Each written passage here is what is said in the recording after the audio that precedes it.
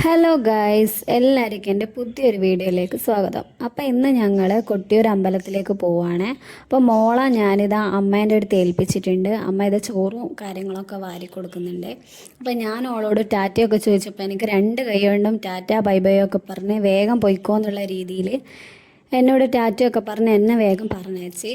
അപ്പോൾ മോളെ എടുക്കാത്തതിൻ്റെ കാരണം എന്താണെന്ന് വെച്ചാൽ കഴിഞ്ഞ വർഷത്തെ ഒരു ട്രോമ മനസ്സിലുള്ളത് കൊണ്ടാണ് മോളെ എടുക്കാത്തത്. കാരണം കഴിഞ്ഞ വർഷം ഈ കർണാടകക്കാരെ എൻട്രി കഴിഞ്ഞ വർഷമായിരുന്നല്ലോ. അപ്പോൾ മോൾക്ക് ചോറുണ്ട സമയത്തായിരുന്നു ഞങ്ങൾ കഴിഞ്ഞ വർഷം അവിടെ എത്തിയത്. അപ്പോൾ ഒരു 3 മണിക്കൂറോളം ഞങ്ങൾ ക്യൂ ഒക്കെ നിന്ന് അവസാനം അവൾ വിശന്ന് തളർന്ന് കരഞ്ഞ് ഒരു പരിവായപ്പോൾ ഞങ്ങൾ അമ്പലത്തിൻ്റെ ഉള്ളിൽ കയറിയത്. എന്നിട്ട് പോലും ഞങ്ങൾക്ക് പ്രദക്ഷിണം ചെയ്യാനും അവളെ ചോറൂണ് നടത്തി തിരിച്ചു വരാനേ കഴിഞ്ഞിട്ടുള്ളൂ. ദർശനം കിട്ടിയിട്ടുണ്ടായിരുന്നില്ല. അപ്പോൾ ആ ഒരു പേടി ഇപ്രാവശ്യം ഉള്ളത് കൊണ്ട് അവളെ എടുക്കാണ്ടാണ് വന്നത്. അങ്ങനെ ഇതാ അമ്പലത്തിൻ്റെ അടുത്ത് എത്തിയിട്ടുണ്ട്. 2 മിനിറ്റ് നടക്കാനുള്ള ദൂരത്തിൽ ഞങ്ങൾ വണ്ടി പാർക്ക് ചെയ്ത് നേരെ ഇതാ നടക്കുന്നുണ്ട്. അപ്പോൾ അതിൻ്റെ ഏട്ടനൊക്കെ തോർത്തും കാര്യങ്ങളൊക്കെ വാങ്ങാൻ വേണ്ടി പോയിട്ടുണ്ടായിരുന്നു. അപ്പോൾ ഞങ്ങൾ എത്തുന്ന സമയത്ത് വലിയ തിരക്കും കാര്യങ്ങളൊന്നും ഇല്ലായിരുന്നു. എനിക്ക് തോന്നുന്നു കർണാടകക്കാരൊക്കെ അത്യാവശ്യം പോയിട്ടുണ്ടെന്ന്. അങ്ങനെ ഞങ്ങളിതാ മുങ്ങാൻ വേണ്ടി ഇറങ്ങിയിട്ടുണ്ട്. അപ്പോൾ എനിക്ക് ഈ വെള്ളം ഭയങ്കര പേടിയുള്ള കാരണം എന്നോട് പറഞ്ഞു നീ ആദ്യം മുങ്ങിക്കോ എന്നിട്ട് ഞാൻ മുങ്ങിക്കോളാം എന്നെല്ലാം പറഞ്ഞ് എൻ്റെ കൈയൊക്കെ പിടിച്ച് നിൽക്കുന്നുണ്ട്. അപ്പം ഞാൻ ആദ്യം മുങ്ങിയതിന് ശേഷം കല്ലെടുക്കാൻ നോക്കിയിട്ട് എനിക്ക് കല്ല് കിട്ടിയിട്ടില്ല. അപ്പോൾ അവളും മുങ്ങിയിട്ട് അവൾക്കും കല്ലൊന്നും കിട്ടിയിട്ടില്ല.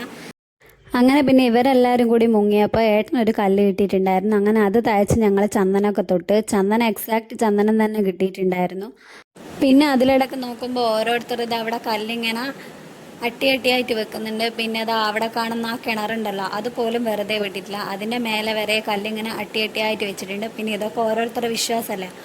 അപ്പോൾ ഈ കല്ലിനെ കുറിച്ച് പറയുകയാണെങ്കിൽ ഈ നമ്മൾ മുങ്ങിയെടുക്കുന്ന കല്ല് ഉരച്ച് കിട്ടുമ്പോൾ അത് ചന്ദനാണെങ്കിൽ അത് വിഷ്ണു ഭക്തർക്കാണെന്നും, അതുപോലെ ഇനി ഉരച്ച് കിട്ടുന്നത് ഭസ്മ കളറിലെ വൈറ്റ് കളറിലാണെങ്കിൽ അത് ശിവഭക്തരാണെന്നും, ഇനി അത് ബ്ലാക്ക് കളറിലാണ് കിട്ടുന്നതെങ്കിൽ അത് അയ്യപ്പ ഭക്തരുടേതാണെന്നും, പിന്നെ ഈ റെഡ് കളറിലാണെങ്കിൽ ദേവി ഭക്തരൊക്കെ ആണെന്നാണ് പറയപ്പെടുന്നത്. അപ്പോൾ അതൊക്കെ കഴിഞ്ഞ് ഞങ്ങൾ നേരെ അമ്പലത്തിൻ്റെ മുന്നിലെത്തിയിട്ടുണ്ട്. പിന്നെ ക്യൂവും കാര്യങ്ങളൊന്നും ഇല്ലായിരുന്നു. ഏകദേശം കുറേ മുന്നോട്ട് പോയപ്പോഴാണ് ചെറിയ രീതിയിൽ ഇറങ്ങാൻ നേരത്ത്, അതായത് ഈ അമ്പലത്തിൻ്റെ വെള്ളത്തിലേക്ക് ഇങ്ങനെ ഇറങ്ങുന്ന ആ ഭാഗം ഉണ്ടല്ലോ, അപ്പോൾ അവിടെ നിന്നായിരുന്നു ചെറിയ രീതിയിൽ ക്യൂ കിട്ടിയിട്ടുണ്ടായിരുന്നു. പിന്നെ ഏട്ടൻ ഇടയ്ക്കിടയ്ക്ക് എന്നെ തിരിഞ്ഞ് നോക്കുന്നുണ്ട്, കാരണം ഞാൻ വീഡിയോ എടുക്കുന്നുണ്ട്. അപ്പം ഞാൻ അവിടെ സ്റ്റക്കായി പോയോ എന്നുള്ളത് ഇങ്ങനെ നോക്കുന്നുണ്ട്. പിന്നെ കുറച്ച് തിരക്ക് കൂട്ടി എന്താണെന്ന് വെച്ച് കഴിഞ്ഞാൽ ഞങ്ങൾ വരുന്ന സമയത്ത് ഓരോരോ വണ്ടികളിൽ ഇങ്ങനെ ആൾക്കാരിങ്ങനെ വന്നുകൊണ്ടിരിക്കുന്നുണ്ട്.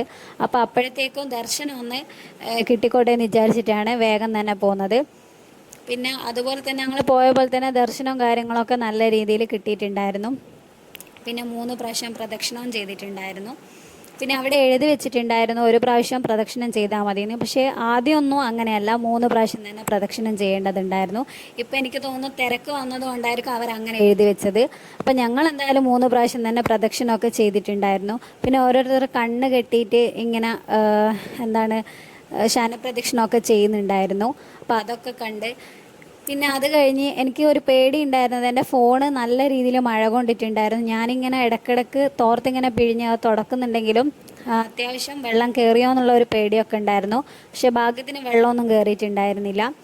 പിന്നെ അത് കഴിഞ്ഞ് നേരെ ഇക്കരെ കൊട്ടിയൂർ പോയി. ഇക്കരെ കൊട്ടിയൂർ പോയപ്പോൾ ഞാൻ വീഡിയോസും കാര്യങ്ങളൊന്നും എടുത്തിട്ടുണ്ടായിരുന്നില്ല, കാരണം അപ്പോഴേക്കും മഴ നല്ല ശക്തിയിൽ പെയ്തിട്ടുണ്ടായിരുന്നു.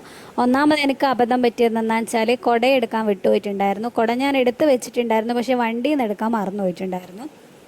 അപ്പോൾ അതുകൊണ്ട് ആ ഒരു പ്രശ്നം ഉണ്ടായിരുന്നു. അങ്ങനെ അതൊക്കെ കഴിഞ്ഞ് ഞങ്ങൾ കുറച്ച് സാധനവും കാര്യങ്ങളൊക്കെ വാങ്ങി. പിന്നെ ഓടപ്പൂവിനൊക്കെ വിലയൊക്കെ ചോദിച്ചിട്ടുണ്ടായിരുന്നു. അപ്പോൾ ഇവിടെയൊക്കെ ഭയങ്കര വിലയാണ് പറഞ്ഞത്. അതുകൊണ്ട് അവിടെ നിന്നൊന്നും വാങ്ങിയില്ല, വേറൊരു സ്ഥലത്തു നിന്നാണ് വാങ്ങിയത്.